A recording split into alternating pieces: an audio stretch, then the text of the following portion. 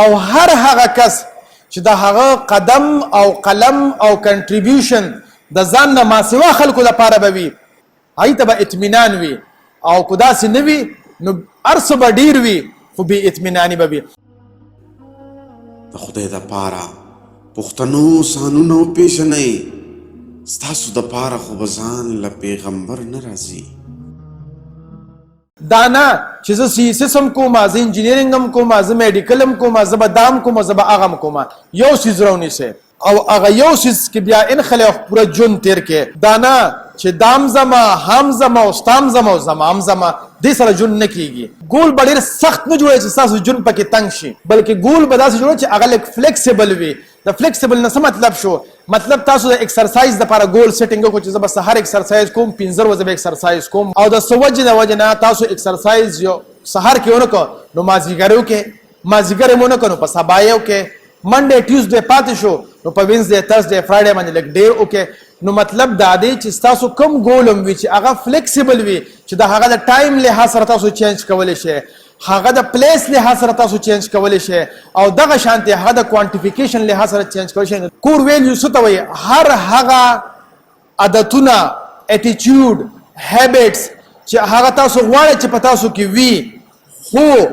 هغه ستاسو خوښ وي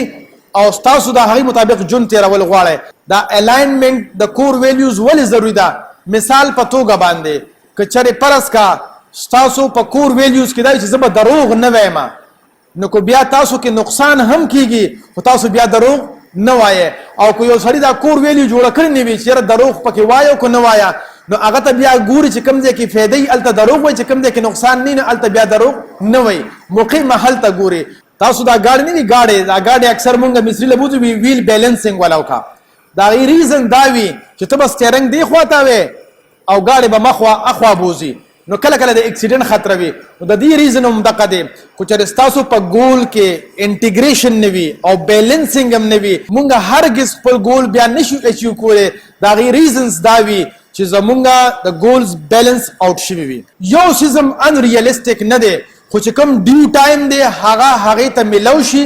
هغه څیز بیا ریلسټک وي د مثال په توګه باندې که یو سړی جیم کوي چېرې زه وزن کموم نو په دې فیسبوک باندې اکثر وی په یو هفته کې وزن کم کې 2 هفتې کې وزن کم کې this is unrealistic خو که یو سړی وایي چې یاره زه به وزن کموم په یو کال کې او زه به ریګولر 15 ورځې ایکسرسایز کوم او د 15 ورځې ایکسرسایز کې به زه 1 غنټه ډیلی ورک آوټ به کوم نو then it is realistic اکثر خو مونږ وایو د شپې کروڑپتی جوړېدل غواړي شپې څو کروڑپتی جوړېږي نو بیا د مضاربې سکینډل ته وګورئ که نه دغه خلک هم د شپې جوړېدل چې مونږ مالداره شو څه حال شو ریزن دغه دی چې ان ریالسټک ګولز که ستاسو مخې ته کلم راغلل تاسو د هغې کیلکولیشن وکړئ چې آیا ریکوایر ټایم دی کې شته او که نشته دی دې کې میرمنټ شته او که نشته دی دې کې بیلنس شته او که نشته دی دې کې انټیګریشن شته او که نشته دی که دا وي that goal will be realistic otherwise that will not be realistic ستاسو ګول داسې پکار دی چې د هغې په معاشره کې څه کنټریبیوشن وي څه امپیکټ کریټ کیږي حدیث شریف کې راځي خیر الناس من ينفع الناس دا نه مونږ خو چې دعا کوو یا الله ما وبخې یا الله زما مور او پلار وبخې یا الله زما نیانې کونه وبخې پلاني داسې کې نه صرف د خپل ځان نه راوتل پکار دي او د معاشرې کې کنټریبیوشن پکار دی that is the real sense of the goal setting او که ستاسو ګولز په معاشره کې کنټریبیوشن نه کوي هغه ډېر سیلفش ګولز وي او کیدای شي هغه تاسو اچیو کړئ خو تاسو ته به سیټسفیکشن کله هم نه وي او هر هغه کس چې د هغه قدم او قلم او کنټریبیوشن د ځان نه ماسوا خلکو لپاره به وي هغې ته به اطمینان وي او که داسې نه وي نو هر څه به ډېر وي خو بې اطمیناني به وي